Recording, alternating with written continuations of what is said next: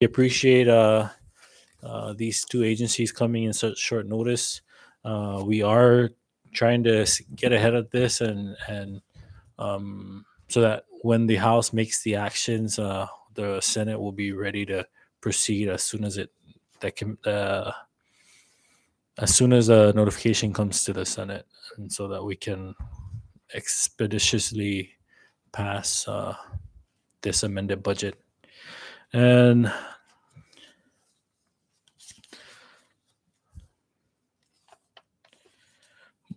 before I open it up to the members at this time, I'd like to just offer the floor to Miss Tracy or Miss Vicky if there's something in addition to what was mentioned in the governor's press conference that you'd like to elaborate more on. If not, then we can certainly proceed with some of the questions.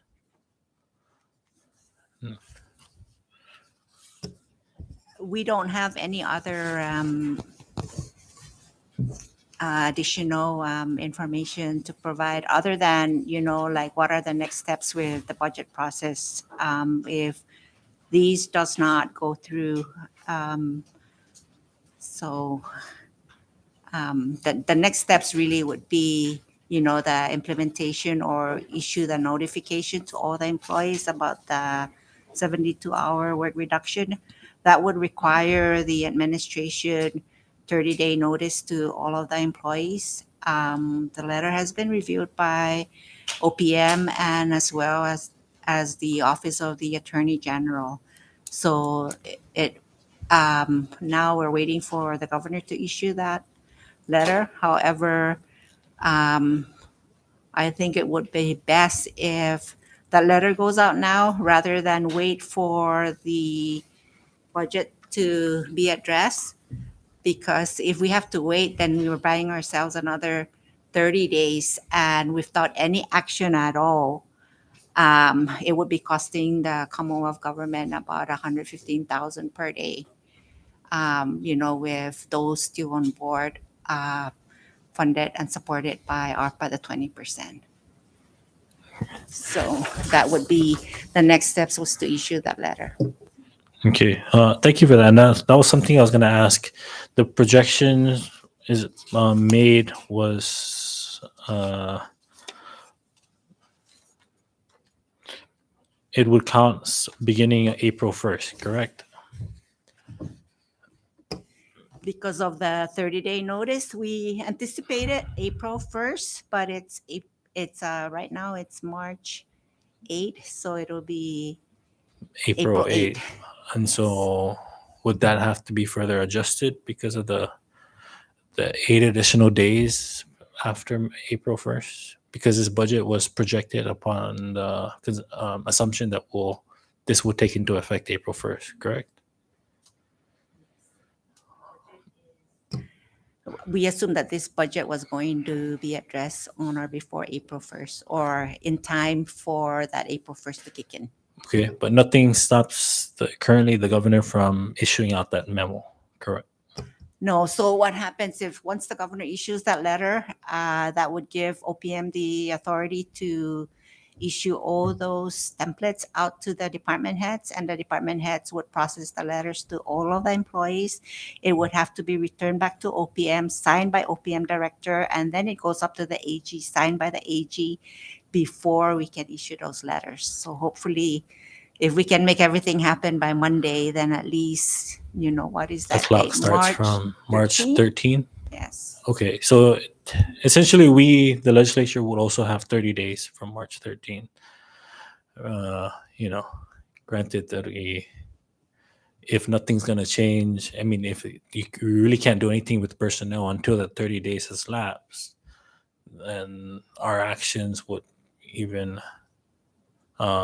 we can also have that 30 days to ensure that the revised budget gets passed. I think it's the option of the different branch of government, whether they would want to exercise the same, directive that the governor will issue to the executive branch employees. There's the judicial branch and the legislative branch, but for the executive branch, that is the plan. Okay. Recognize. Mr. Chairman, recognize. Before we proceed, Sorry, Senator Paul. Dave had the floor real quick. I think Sorry? it's the same question. oh no, I was just gonna ask if it's okay to get the other members. I think there's some members in the offices, and since this is a discussion, just to Well, maybe everyone invite- was informed. But I don't know who else is missing. I know Senator Cruz asked to be excused. Oh, okay. Senator So all the Carl's other here. members Yeah. are in the offices. Okay, thank you. Thanks. Dave. Thank you, Mr. Chairman. My review of your package that you submitted to the legislature, the calculation on the 72 hours was based on March 1st up to September 1st. So we were working at a 7 month period when you did the calculation to determine the remaining period in FY 2023 to implement the 72 hours austerity. So I think you just mentioned that we would have to start this on April 1st. So as you can imagine, we would have to reinstate the numbers because the numbers right now is showing, overstatement in the worksheet because it's 7 months and you're going to start on April 1st. You're only working about 6 months. So we have to discount 1 month out. So I just want to bring that out to your attention, Mr. Chairman. Yeah.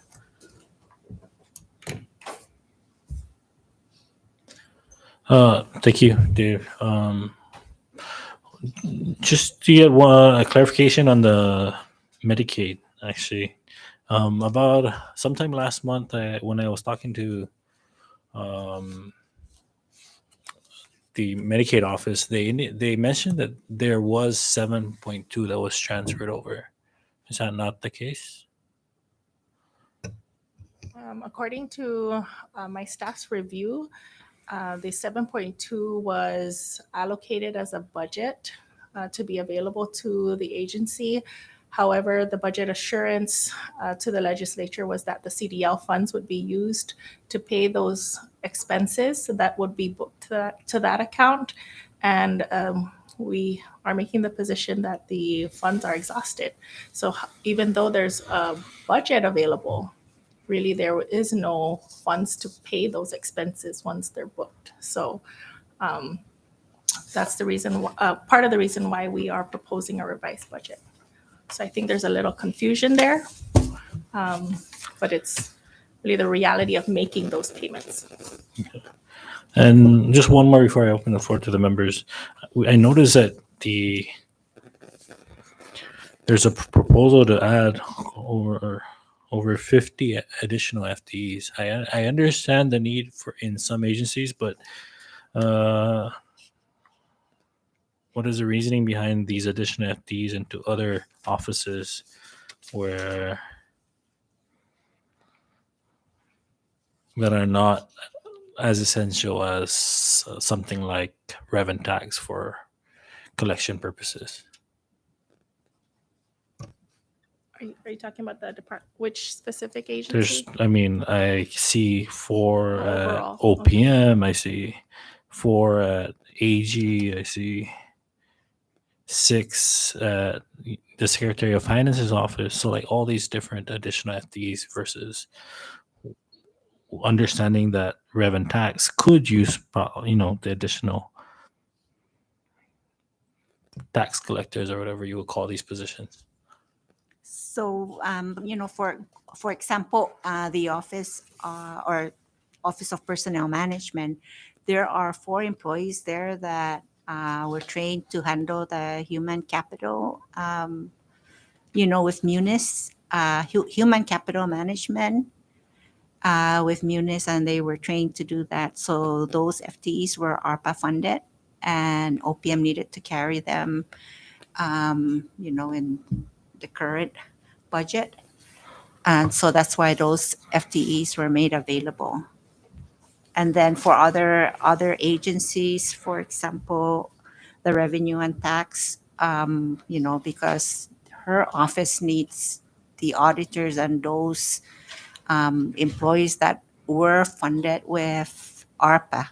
And so those employees need to continue just like I believe that customs office also, there's an additional FTE in customs. And those were the ones that recently graduated from the academy that they went through.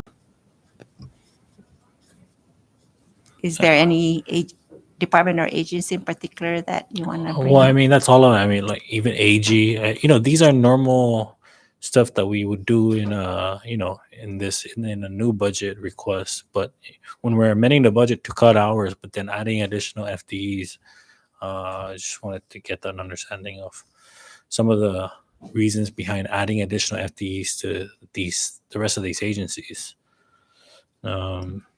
Sorry, I forgot I had just one last one. There was a new business unit that was created.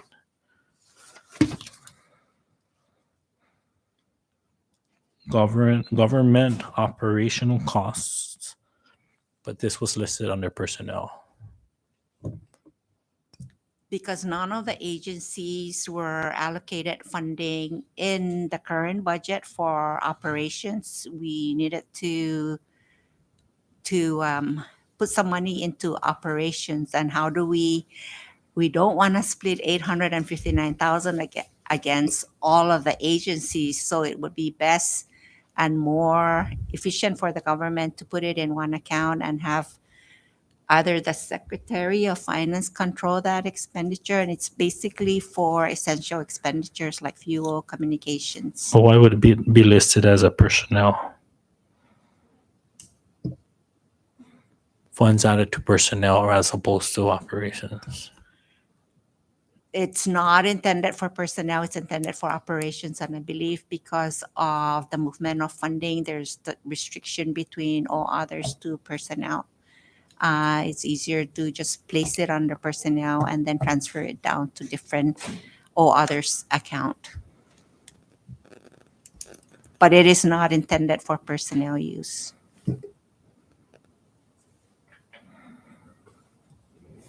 Okay.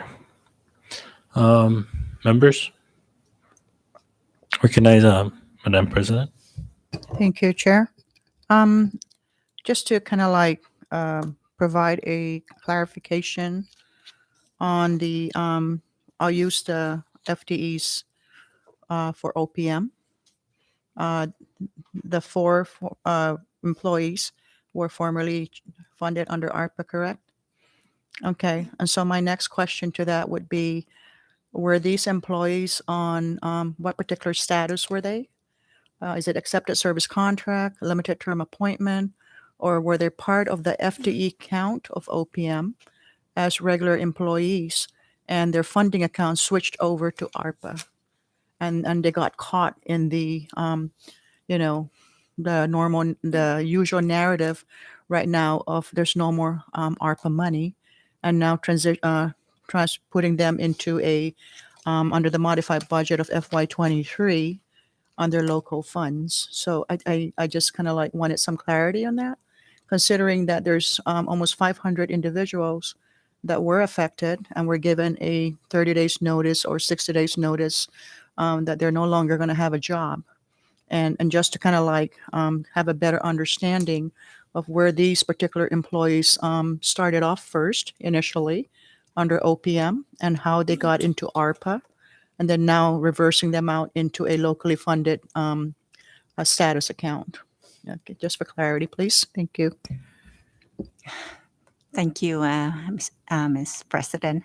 I don't have that information before me, but we can get back to you on that. I believe that, if the employee is with the Office of Personnel Management, knowing that that office is all civil service employees, I'm not sure if their status before were either they were a classified employee or they were ungraded, but our office can get back to you on that.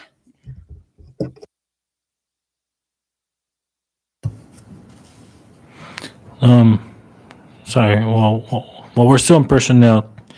What about we're talking about close to 500,000 just for 4 additional FTEs to the AG's office? So the 4 additional FTEs to the AG's office. The AG requested for 4 additional attorneys or assistant AGs for a special project related to the current situation that we have, our fiscal situation. Okay. Thank you. And then the more than half, because it's nearly $500,000. It's he also requested for all of his assistant attorneys to be fully funded at the full 80 hours. Okay. I recognize Senator Paul. Thank you, Chairman. Maybe I appreciate it if you can just talk a little bit about the community disaster loan fund. Where did it go? Or because I'm concerned about that, because the retirement fund, right? The 13% is or the 25% is coming from that, and we're talking about 13 million, right? That we're depending on for the retirement, the 25%. So is there a chance that it's still that we can get some from there still? Secretary, can you elaborate on that, please? Sure. Thanks, Senator Maglonia. So of the, as I stated earlier, the CDL funds are exhausted. And so I brought a schedule with me of the expenditures that I can submit to this body so that you can review those expenditures. And the Treasury Office did keep track of the type of expenditures that were made to COVID, retirees, disaster payments, and general fund operation payments. So you can take a look at that. Okay, but in those breakdown, there's none there that we can possibly, prioritize, right? And Yes. So, shift some. Can we still do that from whatever that's not allotted or expended? I'm not sure I entirely understand your question because, as I stated, the cash is exhausted. And so what we are anticipating here are the reimbursements for COVID expenses and other disaster expenses from FEMA. Oh, because some of those funding were used for expenses that could be reimbursed. So then there's still little hope there that once reimbursed, we can maybe get Yes. some funding for that purposes. Okay, so you're gonna provide that to the committee.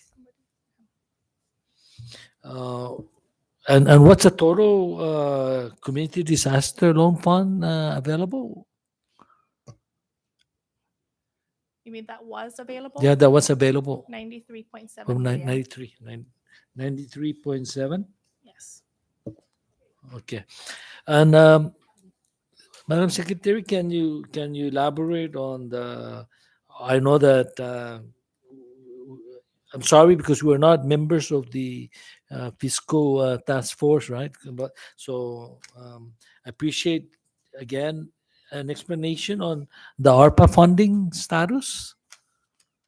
Can you elaborate to the committee more on the ARPA funding situation and any hopeful sign of recovering from reimbursement and and based on that, what number are you working on such that we come about this 8-hour reduction, right? 72 hours. So what amount are you depending on that you're working to supplement our budget based on the amount of ARPA available? Thank you. So to answer your last question about how much are we looking at supplementing this budget, there is none, right? The budget proposal does not take into account any ARPA funds that are available, and thus the reason to revise the budget. The current budget, like everyone had heard, had funded 20% for personnel, which means we need to have at least 32 million available for the entire year. And so for the remaining 3 quarters, we need at least 24 million.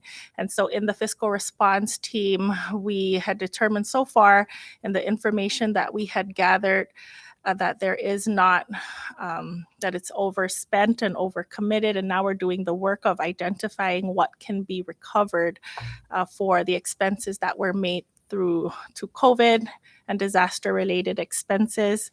And so it was our recommendation to the governor to proceed with a budget revision in anticipation of closing out this ARPA recon with our recommendation that there is a forensic audit to be completed. You mentioned that 20%, that you're saying that there's a $32 million requirement for the rest of the fiscal year. What was the total requirement for the 20% of the personal costs for nearly all of the employees? It was approximately 32 million in the budget. Oh, so we didn't use a penny to run the government since October? No, we've been using ARPA for the 20%, right, for the current employees. However, those funds are projected to not be enough, right, to cover for the rest of the fiscal year. Okay, so 32 million was what was anticipated to be put in there, but it was never put in there. Or we use some of that. No, I just wanted to clarify because you mentioned that you said 32 million for the rest of the year. So I'm just trying to get a handle of what is that 20% figure. So, so yes, you're correct. The budget does state 32 million is needed for the entire fiscal year. And so the fiscal response team had recommended to the governor to revise the budget because there is not 32 million available. Okay. And so for the remainder of the fiscal year that we needed to absorb and use local funds, general funds to keep the government operational. Okay. And what is this 100% of non-personal operation costs? What is that? How much are we talking about for the 100% of non-personal operation costs? Those are all non-personnel costs. Mhm. The last budget did not provide for agencies to have any operational costs and was expecting them to use their ARPA accounts. So all the utilities. Oh, and that was how much were we looking at for the last fiscal year? We were 10 million, 15 million, I would say more than 20 million. more than 20 million? Okay. And the 100%, 500 full-time employees, how much was that? Vicky, do you have that amount?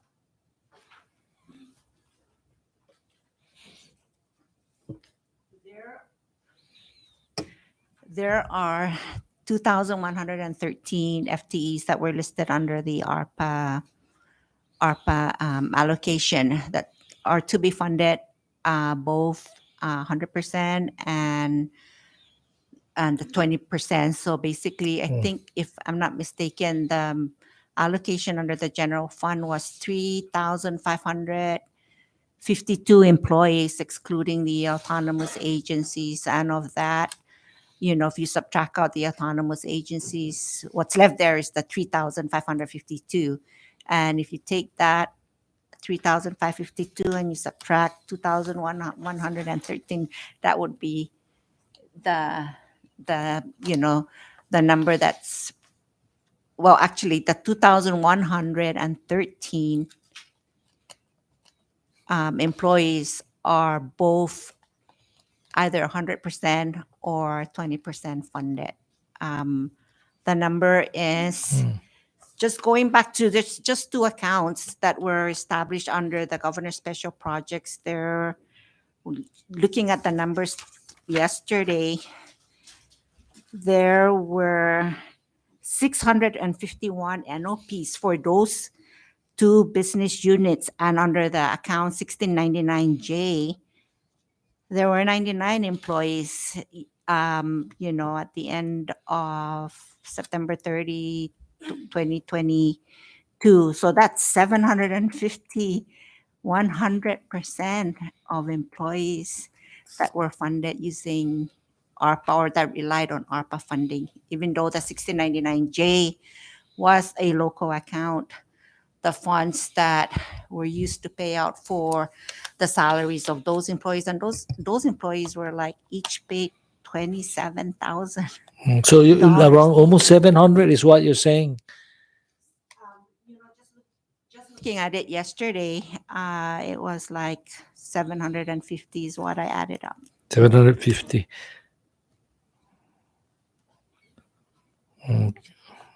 Thank you.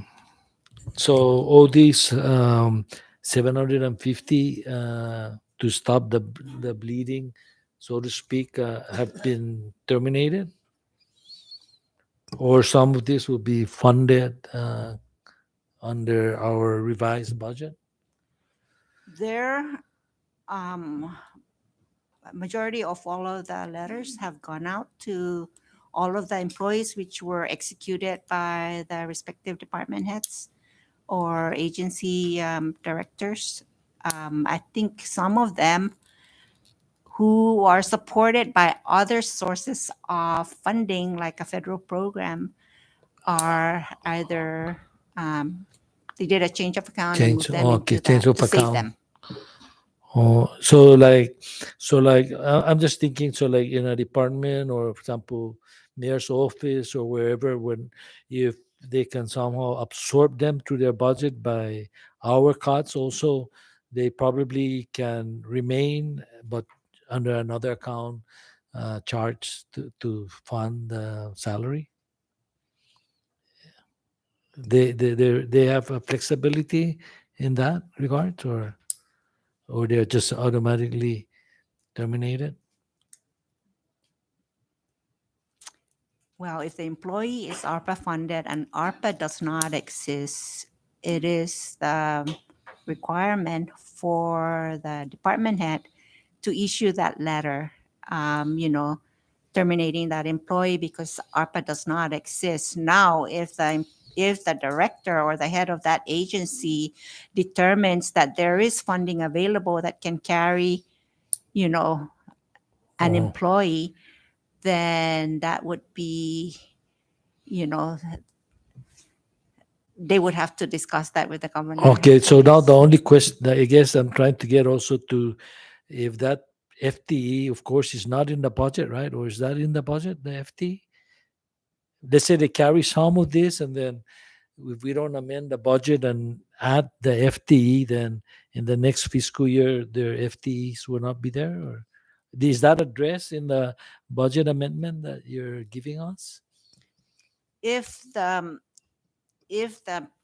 employee is carried in a federal program, then that program manager would have to inform the grantor program agency that they are going to carry this FTE and, moving forward in the budget. There always has to be that notice to the grantor program. Otherwise, the Commonwealth government would have to eat up that cost. It becomes a disallowed if the agency does not obtain advance approval, that they would like to have this FTE on board.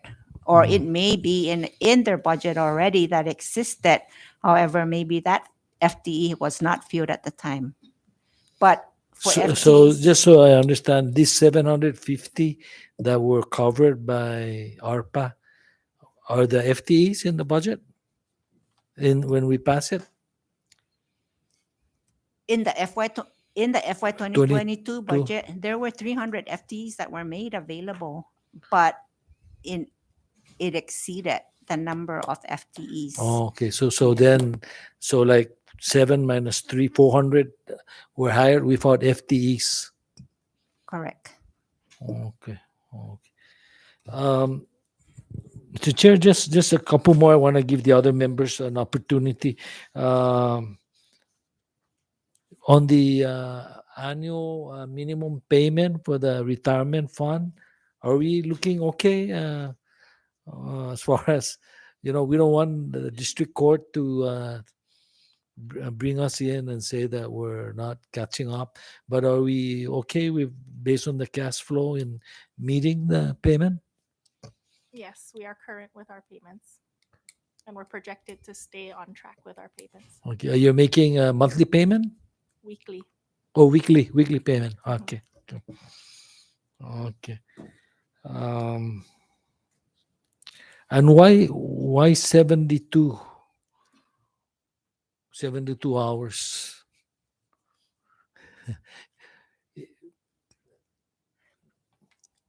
I mean, I'm saying, um, I guess there's no way that we can avoid the 8 hour cut. No, there's no way based on the numbers you're looking at and based on anticipated ARPA reimbursement and Logically, if we had an uptick in our revenue, um, we don't want to take that money and spend it on something else. We want to try to put it back into operational costs where it's less disruptive to people's lives. And, having 72 hours because we need to continue, yeah. for these employees to bring food to the table and spend that money in our economy in order for us to be able to turn around our economy. Yeah, I asked that, but I do know that, for example, the MRI, right? They're still trying to get money from the ARPA for the MRI, or is that there's no money set aside for the MRI, right? From the ARPA. The expense for the MRI is actually one of the unpaid invoices that are pending. We have about 17 million in unpaid invoices for ARPA funding. So that those are part of the commitments that were made that were not fulfilled. Oh, we made commitments for the MRI. The prior administration had made commitments for the MRI machine. However, it was never transferred to. Oh, I thought that you mean we paid. I mean, we incurred expenses that we need to pay. There's none of that, right? There's a booking for it. However, it was not paid. Oh, you mean to move the funding to allot it, and so is that still under consideration? That should there be reimbursement that we put money for the MRI? Yes, the governor is currently working with a CEO of CHCC to discuss how we can work together to make that happen. So we are still that's a priority for the governor to look into that. So yes. Okay, I'll yield for now, Mr. Chairman. Thank you. I recognize, Vice Chair and then President. Thank you, Chairman. I want to go back to the CDL real briefly. And as you stated earlier, the funding for that is completely exhausted, right? Depleted, overspent, right? In looking at the report. And we are expecting to receive reimbursement from FEMA for the expenses that were paid out of that account. And so in the interim, while we're waiting for FEMA to reimburse, does that mean that the 25% is currently like on hold until we get those monies in? Or like where do we stand with the 25%? No, we're still keeping that commitment to the retirees to fulfill that payment. We are using local revenues for that. I see. And so with this revised package, we are being transparent about the source of funding for that. And that's why we're seeking collaboration with the legislature to allow us to fulfill that commitment. Got it. So just to clarify, we are using general funds to kind of subsidize the 25% until we receive the reimbursement, then we will replenish. Got it. And so in looking at the report that you have submitted to the members, I noticed, so we received $93 million, right, for CDL. And towards the end of the report, right before we went into the negative, it was at 5.5, and then there was a payment made to a COVID-19 vendor for $6.3 million. Like, how are we able to write a check for that was more than what was like in the bank? Like the bank just allowed the check to clear, and then we incurred the negative balance, or like, and now we're at negative 81,000. So, This is, just to be clear, this is not a bank statement. oh, Yeah, this got it. is a It's a book manual balance. tracking Got of it. expenditures by our treasury office. And so, as you can see, the last amount there is a reimbursement. And so that replenished the CDL by 905,000. Right. So, what is the bank balance? If this is the book balance, what is the bank balance? We have not yet reconciled our bank balance, but just looking at what was paid out of this tracking sheet, Sure. it was overspent. So we are still working on our reconciliation at the Department of Finance, and so we hope to get a final bank balance soon. So, just for clarification, is the 93 million, was it in a specific, like, restricted account by on its own, or was it commingled with other funds? It's in the federal checking account. So with other, Mhm. and that's why you're not able to determine whether or not it's really got Without a it. full reconciliation of Yes, the bank okay. account. Yes. Okay, thank you for the clarification. Recognize President. Thank you, Mr. Chairman. I do have several questions that I need some clarifications on. Let me start with the MRI, $10 million, correct? And if we recall back, there was I believe, an article or maybe a press conference that mentioned that that particular funding was moved over to the Infrastructure Recovery Office, correct? I'm just repeating what we saw. And then we talked about right now a $17 million unpaid invoices of ARPA. Okay, let me ask the question on the 17 million. Is that related to the MRI machine? From what my staff had reviewed, yes. I Okay. mean, it's just a one amount there. Mhm. So I'm not sure what the amount consists of, whether it's the MRI machine and the hyperbaric chamber, or what was that supposed to be for. But I know that there's one large amount of that was supposed to be transferred to CHC. All right, however, was so not it's done. safe for us to make the assumption that instead of 10 million commitment for the MRI or the hyperbaric chamber, it's now at $17 million of unpaid obligation with respect to these two equipment that the CNMI needs, right? Just to Okay. be clear, the 17 includes the operational costs of the government, all the different POs and contract payments that need to be paid. Those are the pending invoices. Okay, so it's not specific to No, not MRI. specific. Okay, so that's a cumulative of many other Cumulative, obligations. yes. Okay, just so that we have that clarification. Now, if we go back to the 6416 allocation, obviously on the current FY23 budget, 64 is locally funded, 16 hours is ARPA, right? And so that's the 20% ARPA. And earlier we talked about the head count of FTEs of 3,552 and 2,113 were paid 100% or 20% ARPA. And we also know that close to 500 individuals were given their notices. So between the two numbers, you come out to 1,439 FTEs.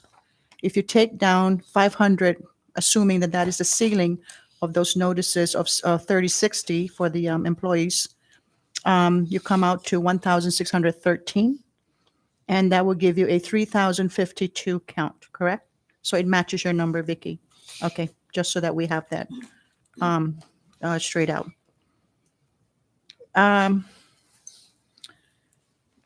The The meeting from yesterday, um, I was reading through it, and on page 5, it talks about $116.3 million of ARPA funds were used to pay general fund obligations for Super Typhoon U2, COVID-19, and operations.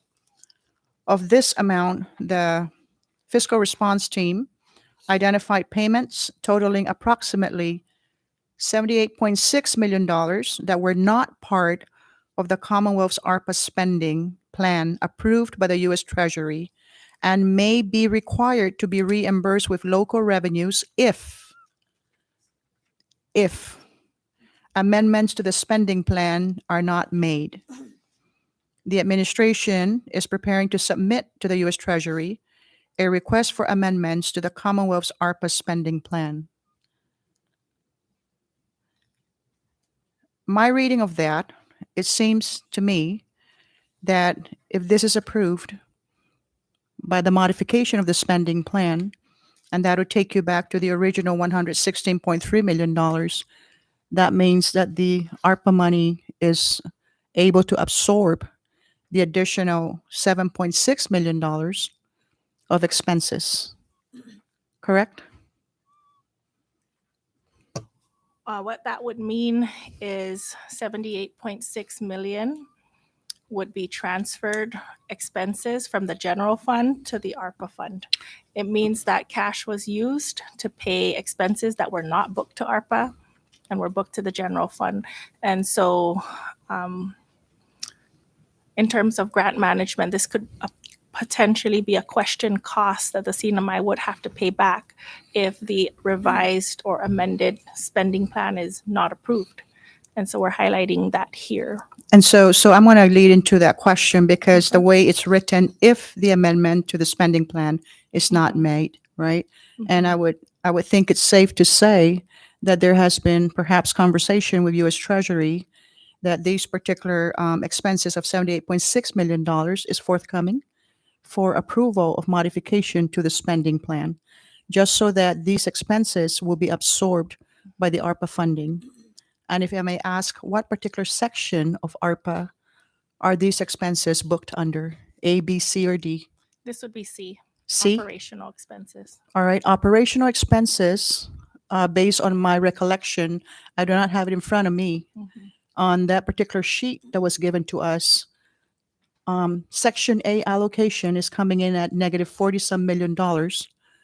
B, C, and D is positive. And so my question is, you said this is C, Section C of ARPA. Is this particular expense, 116.3, part of that cumulative expenses under Section C, or is that cumulative expenses taking out 78.6 because it's not approved right now by the modification of the spending plan? Is Yeah. that safe to assume? Yes. So Okay. the 333 million ARPA expenses were actually booked to ARPA accounts.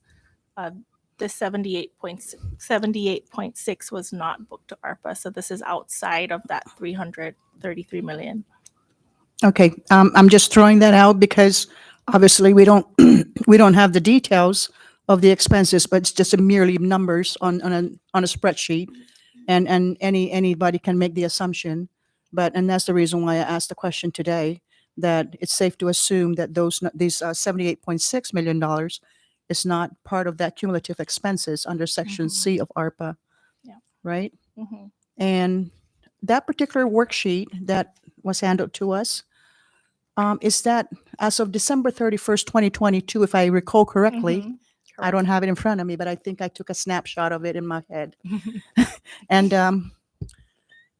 at the end of that calculation, A, B, C, D, you come out to a positive 60-some million of ARPA money, correct?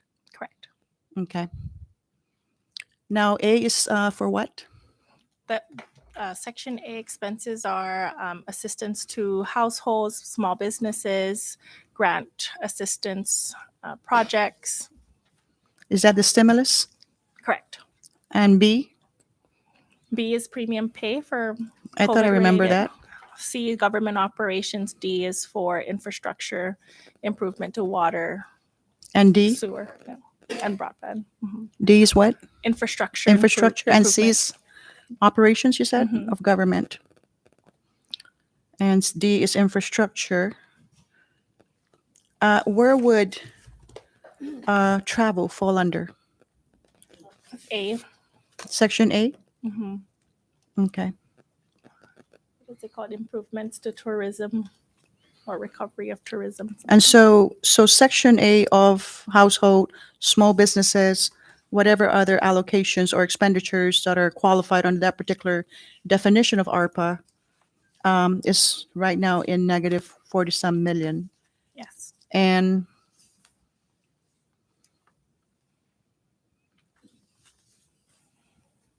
that negative number, though it has yet to be truly validated today as we speak, Yes.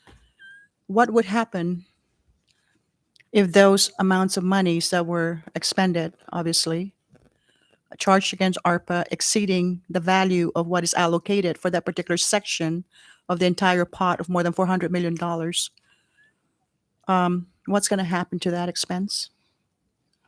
I can assume that should there be a single audit or even an internal audit by U.S. Treasury, that if it was an unallowable cost or disallowed cost, then the CNMI would be liable for that amount.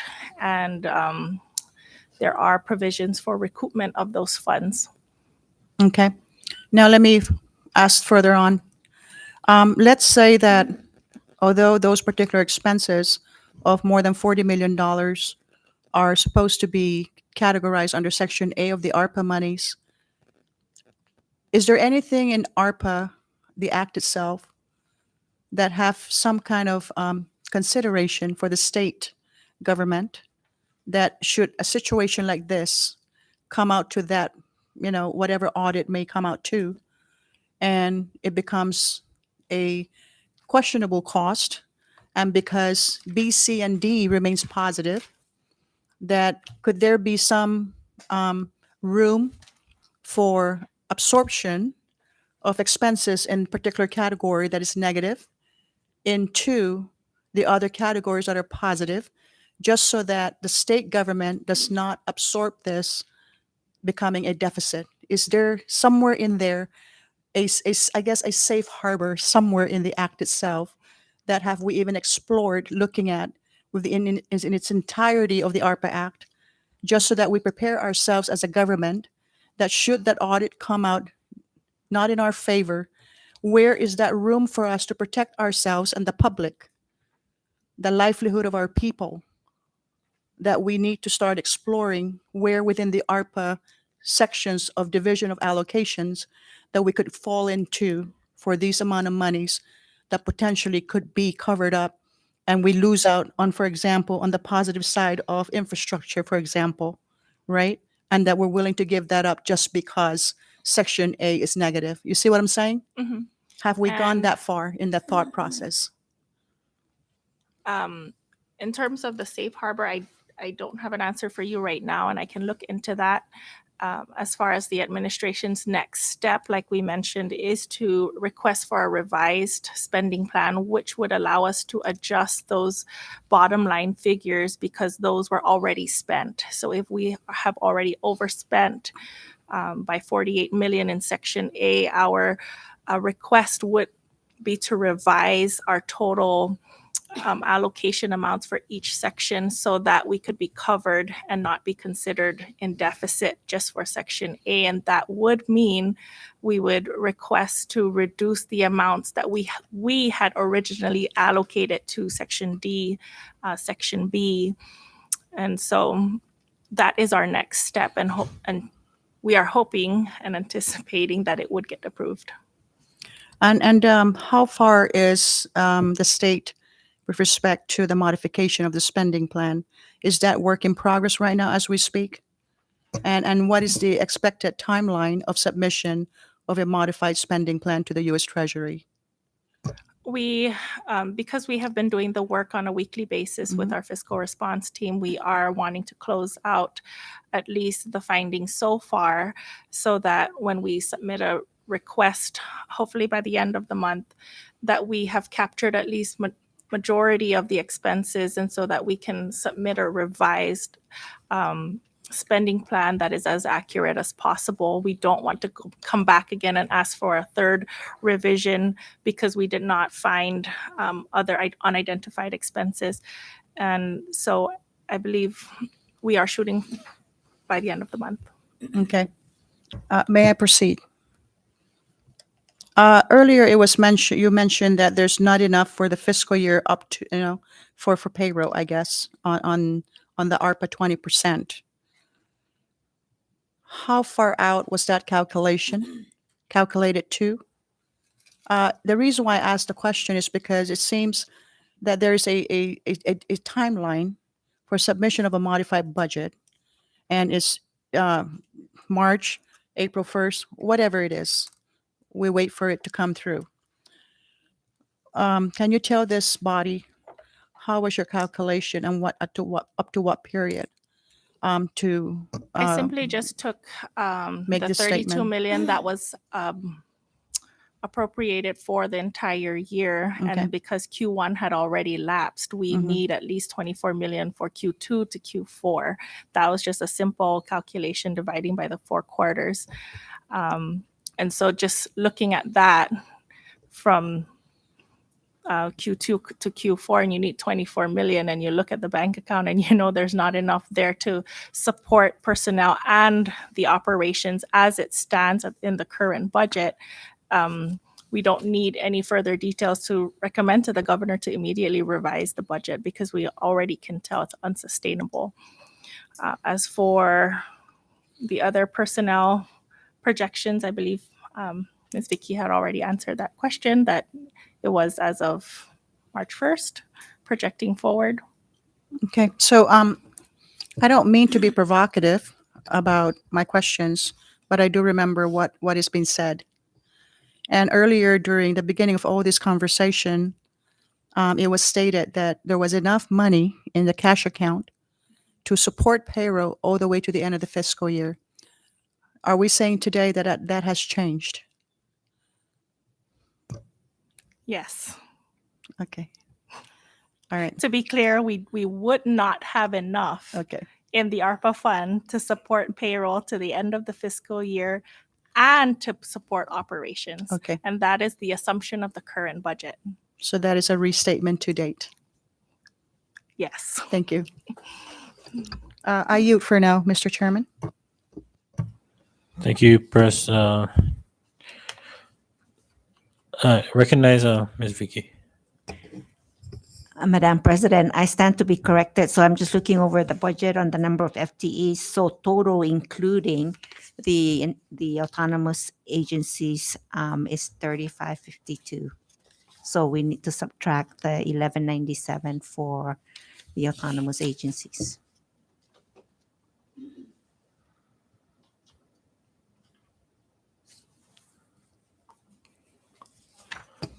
Madam Press. Okay, so since we're subtracting 1197 from the 3052, just under the executive branch, we're talking about 1855 FTEs. Correct? 3552 minus 1197. 3552. And then you have 2,113 in the current FY23 budget that are funded 100%, 20% ARPA. And the difference between the two is 1439, right? And then you take down the 500 from the 2113, it gives you 1613. And then basically, if you look at the number, it's exactly 500 from the 3552, correct? And now it's the difference is removing the 1197 for the autonomous agency, so it brings you down to that number of headcount, correct?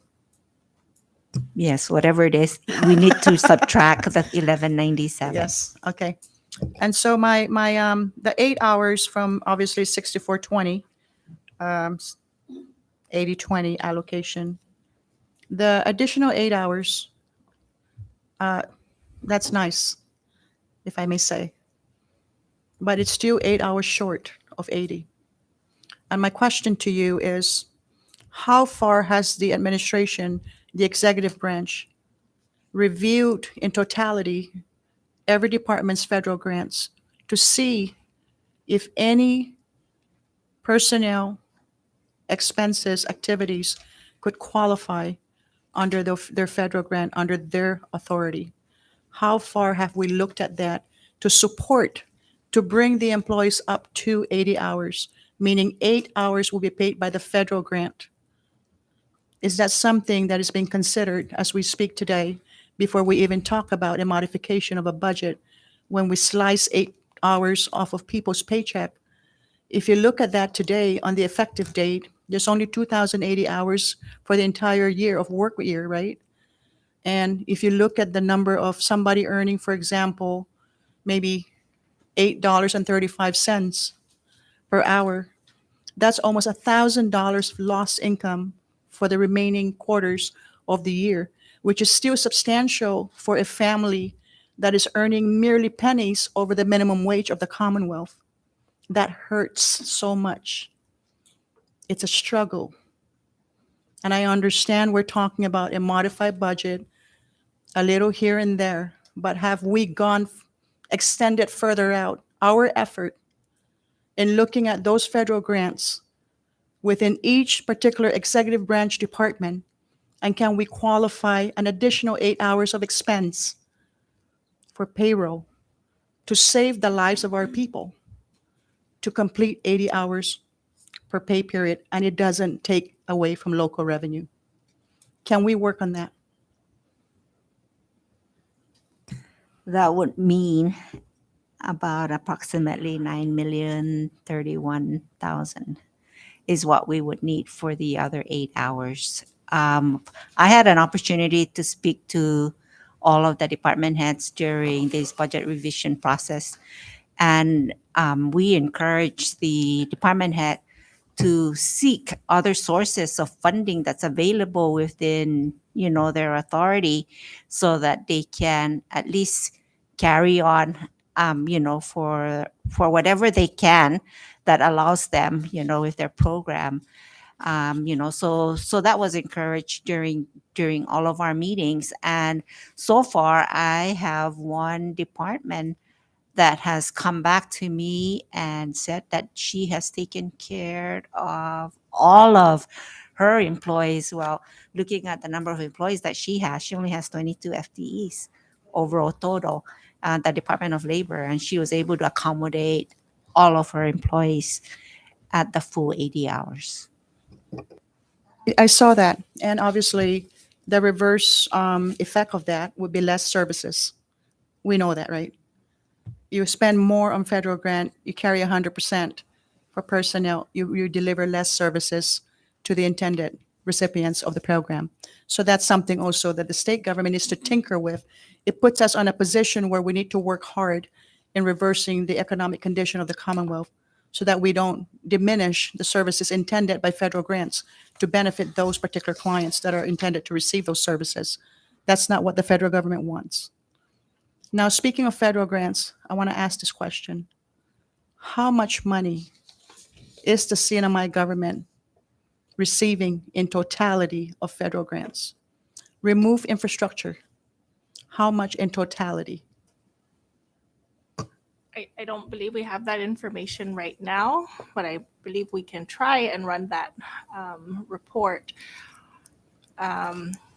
I do recall in the FY 2020 budget that the total federal grant revenue that came in was about 57 to 59% of our total revenues coming into the CNMI. So that's a place to start. But if you'd like to take out infrastructure, then that would be further customized reporting.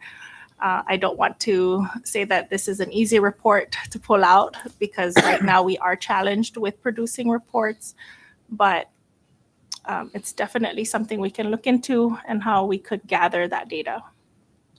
In a normal economy of the Commonwealth, a good economy, I guess, we normally come in grossing at, if I'm not mistaken, about $200 million, correct? On a given year, no more than 300. let's just say that we're getting 700 up to 800,000 tourists, right? On a good economy. 57 to 59% of federal grant, that is substantial. That means we are heavily supported by federal grants. And there's no reason why, in my opinion, there's just no reason why we can't support an additional 8 hours.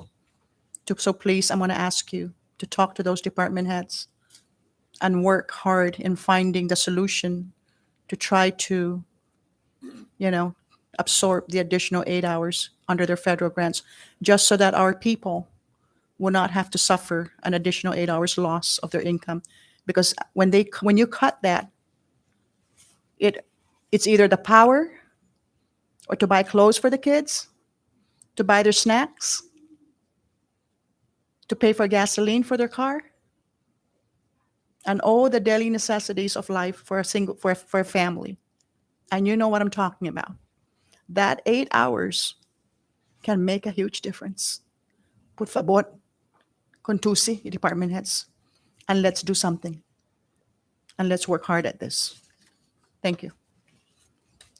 Thank you, President. I'll recognize Senator Paul and then Senator Carl.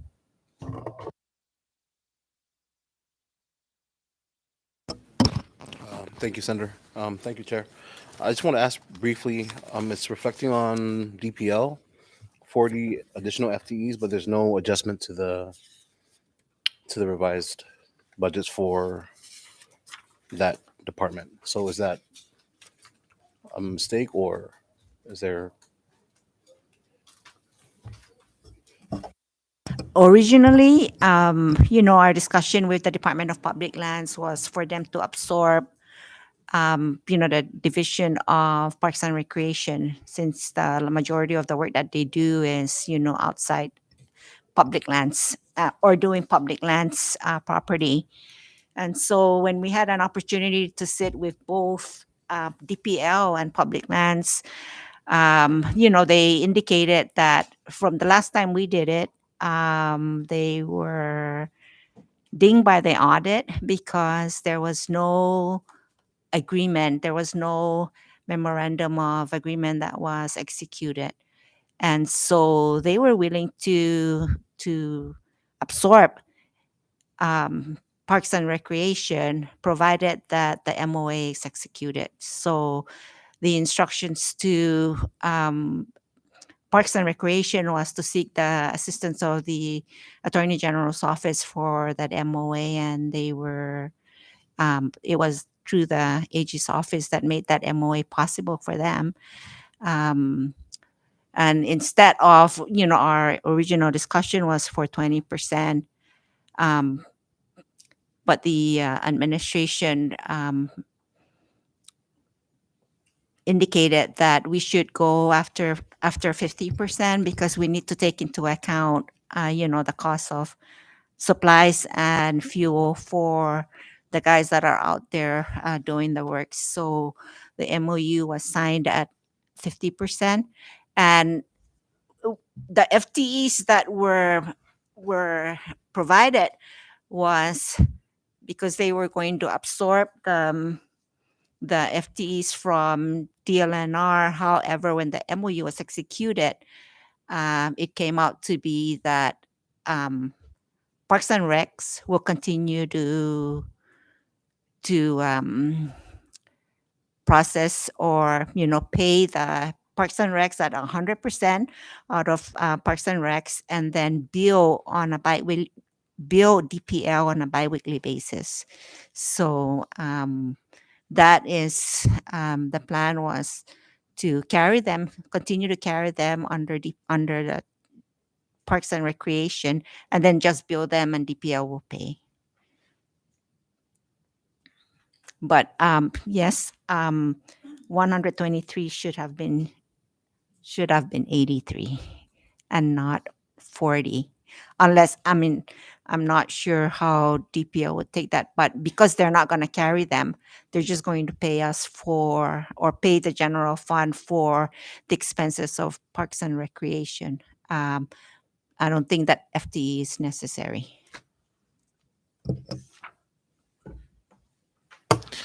Senator Paul. Thank you, Chairman. I'm just trying to feel the better feel of the numbers, Secretary. So let's say we have 72, right? And then we come to the next fiscal year. Okay, so coming to the next fiscal year, and of course we still have the continued payment of the debt service and the minimal annual retirement payment and the 25%. What figure are we looking at? What figure for the next fiscal year? I guess personnel and operation total figure. What would that bring us for assuming that everything remains constant with this amended budget? What kind of revenue figure are we looking at so that we have a 72 hours for fiscal year 2024? Thank you, Senator. I was just talking to Ms. Vicky, and we were discussing how are we going to be approaching the FY24 budget, and I would like to have more current data to update the projections. I think that would be the best way to approach it rather than using just the Q1 figures. Because we have an extended deadline to May 1st, I think having more current data would be more helpful and more accurate to project forward. So unfortunately, I don't have an answer for you today, Okay. but we will get to that point, and we will be sharing with that information with you. Okay. Because I don't, I'm kind of concerned, that we come back in May, right? And now we have to tell our employees that in addition to the 8 hours, we're looking at another 8 hours. I hope we don't have to come there. I hope, we can get a better sense of where we're going, right? Because let's say that a situation arises where we have 20 million reimbursement in ARPA that we can use for next fiscal year. Is 20 million, assuming everything is constant with your revenue projection that you're seeing now, is 20 million in reimbursement in ARPA to be used for fiscal year 24 a lot better than the 72 hours now that we're going to get? Would that help? I mean, That would definitely help all of us. However, the reality of realizing those reimbursements are probably not going to occur in the next month, right? Before we submit for May 1st. We have been informed by the Public Assistance Office that it does take some time for FEMA to do their review and approval of those reimbursements. And do you have enough people reviewing those reimbursement?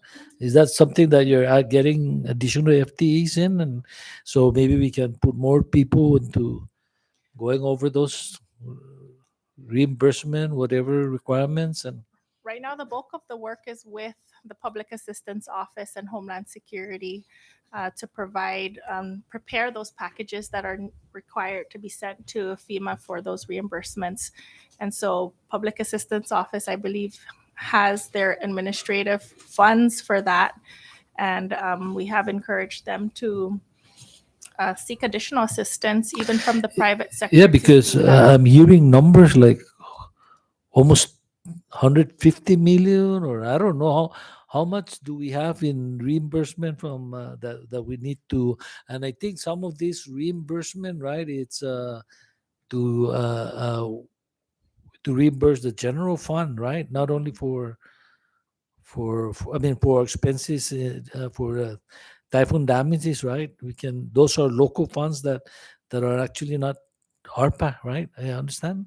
Yes, part of those expenses did come from the general fund, which continues to carry a deficit. So retiring the deficit is also one thing that we should also consider when those funds do come in. So on the medical referral, I guess in this amendment, we're gonna give them a million sum, right? But they only got a million last. I mean, in the fiscal year, right? So I know numbers range up to before I think 10 million, right? More than 10 million. What's the situation there with referral? You work with them already on the policy and knowing what they're gonna get and where we are. I did have an initial meeting with CEO Munya, and we did discuss, the cost of running medical referral and the need to make significant changes to the program so that it can stay within their funding levels. And so I know those discussions are ongoing, and we will be working closely with them to help keep the program going at a level that we can maintain.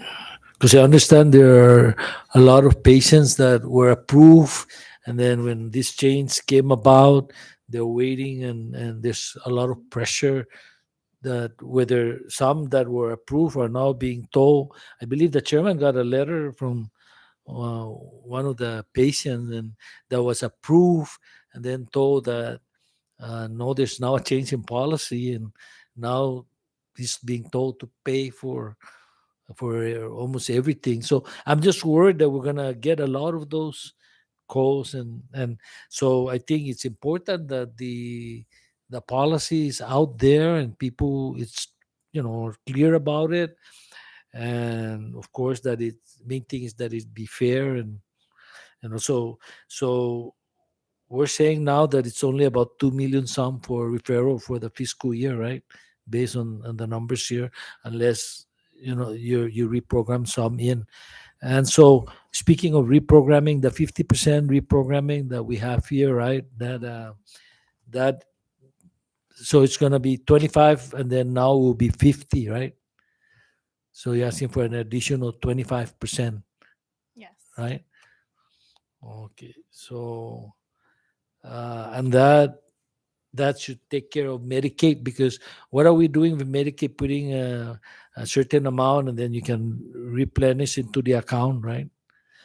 How much did you put for the Medicaid? Because right now you cannot put in, right? Because it was zero funded, right? It was to be paid by the ARPA. So the way we took care of that, putting some money there, then you can infuse further as we need to.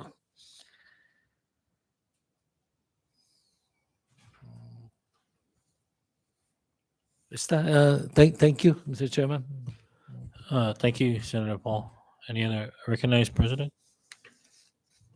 Mr. Chairman, I know I've said it before. Has there been any conversation with the banking institutions where the majority of our deposits are at for a possible revolving line of credit for the government? I understand that we do have an outstanding note with Bank of Guam of about $25 million original note. Now we're down to about maybe 5 years to pay down that note, correct? It was a 2020 pension obligation note. Right. Yeah. And so that's one. Has there been any conversation with the banking institution? Any plans for the government to consider that? I'll tell you why I asked the question. I was a former bank employee. And many years ago, back in the early 80s, the government did not have sufficient money to pay payroll. We were cashing government checks because the government was using the revolving line of credit at the bank in order for the government employees to be paid. And I'm wondering why has not that been explored? It's not to suggest that that should be our ultimate, safe harbor over to get ourselves out of this dilemma currently, but it's really something to consider. Should we run into a situation of cash trap events? And also, does the government have any deposits in other banking institutions that are not FDIC insured?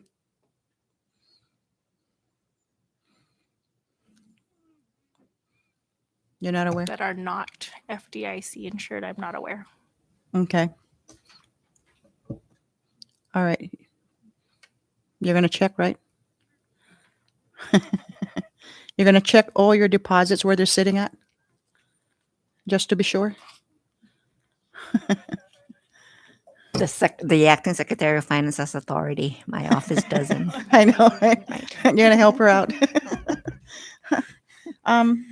It's important to know those things because obviously when everybody's talking about no money, all of these things, and all we're doing is seeing all these numbers. We all know that banks, they loan out customers deposits, right? And they charge interest rate on top of that money. And I'm always curious, what has the government received in return, for example, of its deposits in any particular financial institution, just so that we also generate a particular return on investment of our monies in their particular accounts. And so that's something to consider. It's not something to be shy about. After all, we are a client, right, of the banking institution, and we want to make money. They also want to make money. So let's, like the saying goes, let's all be laughing all the way to the bank. I think that's a good idea. Thank you, Mr. Chairman. Thank you, Madam Press. I think we'll wrap up, and then as soon as we get the concurrent resolution from the House, if there's any additional questions, we'll address it. Well, for me at least for now, has the administration decided on how they will operate on a 72-hour work week? The discussion was it would be the Monday after payday. So just every other Monday. Yes. Okay. Thank you. That's good to know. Senator. Yes. Paul. I'm having a public hearing, the committee on PUTC on the 15th. I hope you can join us.